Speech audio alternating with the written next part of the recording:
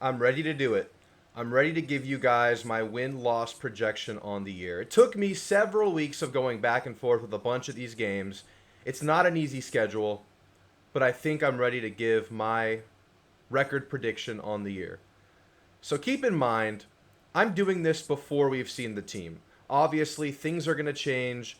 Talking points, thoughts, notions, they're all going to change as we see this team develop week to week. Lineups are going to change, players are going to get hurt. So predictions may change from week to week.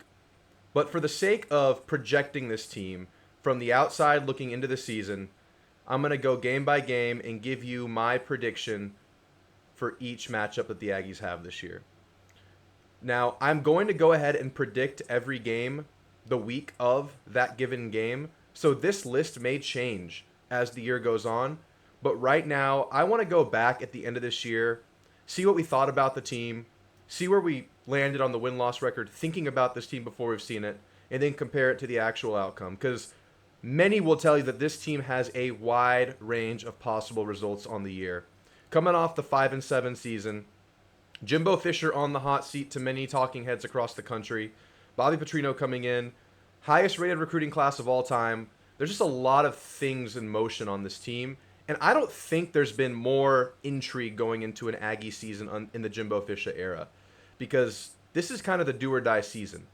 We have to see a good result on the year because next year is a very promising season the way this roster shakes up, the expansion of the playoffs, and the way the schedule kind of eases up in 2024. So it's an important year. You want to ride that momentum going into next year because you cannot overlook the fact that Texas and OU are entering this conference. It's going to make waves in the recruiting world. It's going to make waves in the powers of college football. So you want to make sure you hit that new era of football running. So it's a very important year. I don't have to tell you guys that. Let's get right into it. But first, if you like this content, if you like my projection, if you like Aggie football, please consider subscribing to this channel. It helps me greatly. I'm trying to get to 500 subscribers before the season starts. So you guys know how this schedule shakes out. I've talked about the schedule a couple times without giving you my actual prediction. Obviously, this schedule starts with a few out of conference games and the big one on the road at Miami. So the opener. It seems like it's been since Jimbo's first year at A&M with Travion Williams.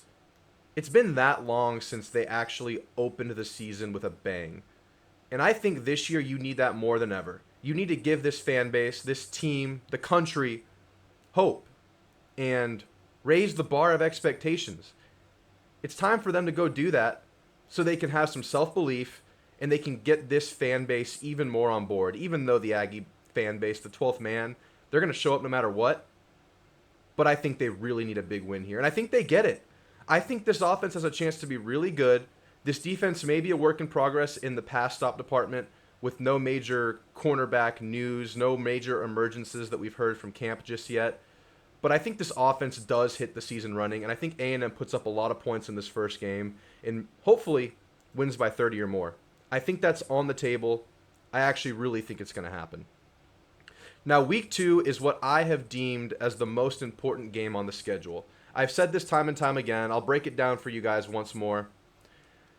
So you're coming off of 5-7, obviously. You have a little glimmer of momentum with that LSU game to close the year. Players are feeling a little bit better after that. Imagine if we had lost that game and felt really bad going into this offseason. There wouldn't be as much hope as there is right now. But you could lose a lot of that momentum by going out and losing in week 2. And Miami is kind of in a similar boat, not the exact same boat as Texas A&M because Cristobal's only in year 2. But Cristobal had a shaky year 1 going 5-7. He doesn't have his troops there yet, so it's a little bit more excusable than Jimbo going 5-7 in his 6th year. I think Cristobal will get this thing rocking, but they're also looking to rebound in a big way on the season. Now, they don't have as high of aspirations as Texas A&M does. Not yet. They will. But this year they don't. But they are going to be much improved. So the loser of this game is going to be the butt of many a college football joke for the foreseeable future. So you want to go out and win this. You really need to go and prove to yourself that you can win these tough Power 5 matchups on the road it's going to be a tough environment for A&M to go on the road and win. Because when's the last time A&M won a big Power 5 road game? It didn't really happen last year. So that's something that you need to shake off. That's something you need to overcome in week 2. Because if you can't beat Miami, how are you feeling versus Arkansas, South Carolina, even Auburn? And how are you feeling versus Bama, Tennessee, LSU? It's just such an important game, but I do have the Aggies winning it. A&M has great talent everywhere. I'll have to tell you guys that. They're further along in their coaching trajectory than they are with Mario Cristobal. I just think A&M is going to be further along, and they're going to be able to score some points on Miami. Because like I said, I think this offense comes out the gate strong. Now, there may be some shootouts early in the year, and that may be the case versus Miami, but I think A&M's in a good position to outpace them in that regard. So I have A&M starting 2-0. That's a big win because you come home versus Louisiana Monroe, a game you should also be able to impose your will on. Hopeful for no letdown after a big game with SEC play looming, but I do have A&M obviously winning versus Monroe. And then you go 3-0 into conference play versus the new-look Auburn Tigers. Hugh Freeze enters the program. They're very excited about him. They have good reason to be. I just don't think that they're going to be far enough along with him getting his players, his message permeating the locker room. I don't think they're there yet. Slight chances for maybe a letdown game, but I think that gets stomped out by the fact that Kyle Field's going to be absolutely rocking if A&M enters conference play 3-0. I have A&M winning a big home game versus Auburn. You're starting 4-0. And then the big, crazy, wacky matchup in Jerry World versus the Arkansas Razorbacks. KJ Jefferson's back for what feels like his 10th year at the program. Rocket Sanders, obviously a really good running back. They lose some receivers. I think their defense is going to be a major work in progress, if not just bad on the year. That's my opinion. They lose Bumper Pool. They lose Sanders. And they lose most of their secondary that was already bad the year before. I think, once again, a chance for a shootout kind of game. Unless that Aggie defense really gets rocking, I think that D-line has a big effect in this game because they're obviously going to be leaning on that quarterback, running game, at least until they get their receivers up to speed. We don't know exactly what to expect there just yet.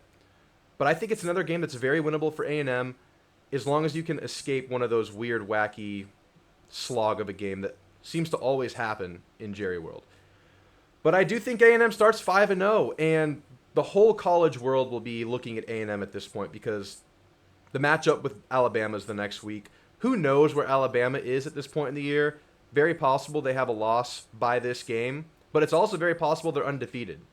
And I've always said the issue with the A&M Bama game over the last few years, it's always been touted as a huge game going into the year, but by the time we've gotten to the game, A&M has fallen off.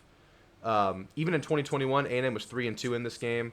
Obviously, last year, A&M had a chance to win this game, but the season was already kind of a debacle at that point with the losses already on the schedule. It's a huge game, but I think A&M matches up pretty nicely with Alabama. A&M is suited to improve on their run-stopping defense with that D-line growing up a year, getting McKinley Jackson back, getting Fadil Diggs back. Linebackers hopefully improve as well, and these safeties, these nickels, stars, whatever you want to call that position, should be really good for A&M, and I think those are the most important positions for stopping this Alabama zone read run that we think they're going to be using this year. I have A&M beating Bama at home, and I think a lot of people are going to be picking A&M to win this game this year just because of how last year went, the revenge factor for the Aggies, coming back from that really, really close loss on the road with those young players, Evan Stewart having a huge game. I think A&M wins a huge game in Kyle Field, and A&M starts the season 6-0, probably a top 8 at least team at this point, and you have another huge game the next week versus Tennessee. Now, people aren't sold on Tennessee just yet. Obviously, when you lose Hendon Hooker, 2 pro-level wide receivers, and a defense that's always been considered lackluster, you don't know what to expect. But Josh Heupel, I think, has this program in a really good place. I think Joe Milton is a really good candidate to go in there and run that super hurry-up offense that they have. But I think A&M's good enough to beat them. The problem with this game is it's on the road at Neyland Stadium. That's going to be crazy. It's a great environment. Remember Alabama versus Tennessee last year? That was like the game of the year as far as college football just experiences, college football atmospheres go. I think we're going to see something like that, especially if A&M is 6-0 going into that game. But the biggest problem with this game is A&M plays Bama the week before, and while A&M is playing Bama, Tennessee has a bye week. That is a brutal scheduling combo right there. And as much as I think A&M can beat this Tennessee team, just roster for roster, it's still a tough game, but I think that that scheduling issue is really what's going to be the biggest detriment to the possibility of winning this game. So I think A&M gets their first loss of the year on the road at Neyland, October 14th, Week 7. I'll be at that game. I'll be screaming my lungs out, but I would not bet A&M to win this game. Even if A&M hits their absolute ceiling on the year, I think this is a very, very difficult scheduling lineup. But you get a bye week after it, a much-needed bye week, because that's a pretty brutal stretch going Arkansas, Bama, Tennessee. Hopefully not too banged up, not too nicked up at this point of the year, but you get the bye to kind of work through some of those lumps. And then you're home versus South Carolina, who I think is a little bit overrated on the year. Yes, they ended the season strong, but y'all just saw the graphic on Twitter where A&M has the most returning starters. South Carolina has 7 returning starters. They made some noise in the transfer portal, but I think if you're doing a huge transfer portal overhaul, you're still probably a year away from being that good. I think the transfer portal should be used as a plug-and-play kind of thing where you need a position here or there. But when you're using it to overhaul your team and you have so much turnover, I just don't think there's any way you can live up to that hype. I think South Carolina's a little bit worse than we expect. I think coming off the bye, once again, Kyle Field will be rocking, and I think A&M gets the big win. Now, this next game is one that I had been going back and forth on for weeks. At Ole Miss, it's a place that A&M has always struggled at.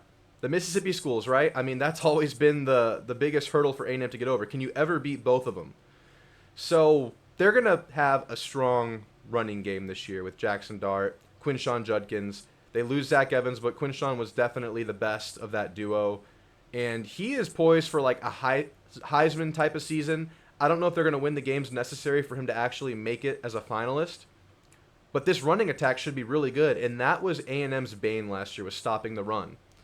But I've already hinted at the fact that I think A&M's run defense is going to be much improved. I think the big question mark on this defense is going to be stopping wide receivers on the outside because we really don't know what we have at corner just yet. I think A&M gets the win on the road here. Ole Miss has a very shaky secondary. I think A&M's passing game is going to be really good. This could be another shootout kind of a game where they're running on A&M. A&M's passing all over Ole Miss. It could be a high-scoring affair. But I think A&M's strengths will really exploit the big weakness on Ole Miss, which is that secondary. So we're off to a huge start on the year here, guys. We're 8-1 going into the final stretch of the year. We're already in the final stretch of the year after that bye week. Then you come home versus Mississippi State. Now, can A&M beat both Mississippi schools on a given year? That's the big question. Mississippi State is going to be better than people think this year. That's my hot take on the year. I think Mississippi State is an upper echelon SEC team. Before the sad news about Mike Leach, very unfortunate news, Mississippi State beat writers, fans, insiders had this year circled as when all the stars were going to align. You have the right players in place. Will Rogers is there with a ton of experience. Their defense is always underappreciated. I think they're going to have a really, really good year. And unfortunately, I think this is a game that A&M slips up on. I think we're going to be a lot better this year, but I don't think they fully shake the bug of beating all the teams that they're supposed to. And I think this is one of those games that A&M slips up on. Obviously, not surprised at all if A&M goes out and wins this game, but I cannot confidently say at this point that A&M doesn't slip up to a team that they're not supposed to beat. Because that's kind of been the issue under Jimbo Fisher besides the 2020 season. Just losing to teams you're not supposed to inexplicably. And that kind of happened all year last year, and it obviously happened in 2021 as well. And then you get the November Cupcake, which is always kind of a buzzkill on the year. I'd rather just have a bye, but you got to go out and play a morning game versus Abilene Christian. Going to be boring, not going to be that fun. Team probably will be resting a lot of players. Might not look as good as you would hope versus a inferior opponent, but obviously I think A&M wins it. Then the big game to close the year. I need as many Aggies as possible to go to this game because I want to go to this game, but I don't want to be alone. I'm kind of scared of this environment. I don't know what is in the water down in Baton Rouge, but I feel like those fans are vicious. It's a scary place to be, a scary place to play. A&M has not won there since joining the SEC. And LSU, I mean, it's no secret, they're bringing back a pretty good team.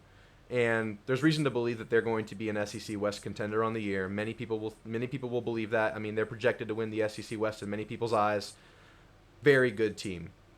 And in 2021, that was a brutal outcome the last time A&M was in Baton Rouge, where there was a fumble, a strip by Damani Richardson to win the game, to seal the game, to ice it, to run out the clock, but the ball got whistled dead, unfortunately, and it didn't happen. A&M lost in frustrating fashion. Last year, A&M spoiled LSU's magical ending to their year.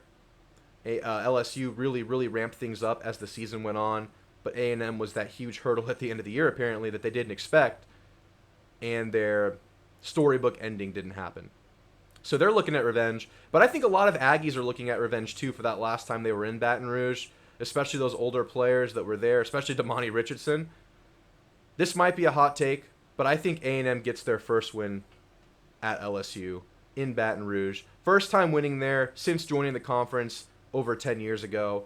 And I think A&M goes 10-2 on the year. It's a very difficult schedule. Some of these losses can move around. I'm not set in stone about that Mississippi State loss. I am pretty set on that Tennessee loss. I think that's a really tough scheduling hurdle to overcome. But there's a good chance A&M could go 11-1 on the year. Unfortunately, that line of thinking versus Mississippi State, that applies to a lot of other teams on the season. So A&M could go 8-4, 9-3. We hope they won't go 7-5. I think this team is much better than a 7-5 team. I think when you have all these freshmen playing and they gain a year of experience, that's better than 2 wins added to your win-loss record. I think this team is a much improved football team, doubling their win total from the year before, and poised to go to a New Year's Six game and maybe compete in the West, because the West is pretty wide open. I think going 6-2 is good to possibly be tied for the best record in the West this year. I think Bama has a down year. I think LSU is going to lose to A&M, so who knows where LSU is at record-wise by this point in the year. I think Mississippi State's going to be contending. I think they'll be up there 5-3, 6-2 in SEC play. I'm really high on Mississippi State. So at this record, I have A&M contending in the West. Guys, it's going to be a really fun year for Aggie football. I think we're in for a bounce-back, cathartic kind of a year. I'm very high on this offense. I think this offense is what keeps this team going for the first few weeks of the year. But obviously this defense, the sky's the limit with such a disruptive, talented, athletic defensive line. Even if your cornerback play is subpar, if that D-line becomes what we know they can become based on the talent, I think that's going to give this secondary a chance to get up to speed. So 10-2 on the year, guys. Am I too high on this team? Am I too positive here? Do you guys agree with my wins and my losses? If you don't, please chime in the comments. I want to hear your take on the season. And guys, if you like this content, please consider subscribing to this channel. I put out videos multiple times a week during the season. We preview games. We talk about games after they happen. We vent together. We cry together. It's a great time. So if you like this stuff, please consider subscribing. It helps me greatly. I'm trying to get to 500 before the start of the season. And a new thing I'm going to start doing, if you share my video or my channel on Twitter and you tag me in it, I'm going to shout you out in my videos. So this last week, Brandon Foster on Twitter shouted out my video from earlier this week. So I'm giving him a shout out on this video now. So if you guys want to do the same, I'll shout you out in this video and give you a good Aggie high five in appreciation for you guys supporting us like that. So guys, I'll see you tomorrow where I project the SEC West, tell you how I think things are going to shake down, and with a 10-2 Texas A&M, you better believe that I have A&M high in those final standings. So until then, have a good one. I'll see you in the next one. Thanks, and gig 'em.